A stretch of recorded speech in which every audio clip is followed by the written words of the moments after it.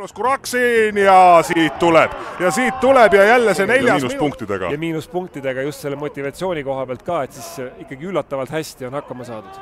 Just nimelt, aga siin on nüüd tekkimas Floral esimene veavõimalus Kuraksin ja siit tuleb ja jälle see 4. minut, kui avamängus 4. minutil läks Kalev kahe meeskonna omavahelist duelli Ramon Sillamaa väravast juhtimast, siis nüüd võtab Flora ikka väga kiirelt oma ära.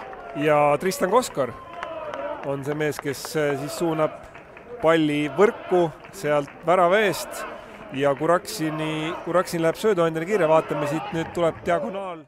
Jah, ja nendest 2 siis viimases mängus Flora poolt, suurepärane pall nüüd Koskorine ja Koskor kas jääb palli peremeheks, lööb siit ära 3-0. No saun on vist sooja pandud, igal juhul Kalevi jaoks on see kohtumine alanud tõesti ikka väga-väga nukralt ja kui mängitud 18 minutit juhib Flora 3-0. See on täpselt see, mida Kalevi jaoks ei pidanud, vähemalt nende mängu ettevalmistuse arvestades ja plaani arvestades täna juhtuma. Ja see on täpselt see, mis Flora puhul näitab selle pingi sügavust ja kvaliteeti, et Tristan Koskor, kes ilmselt on ka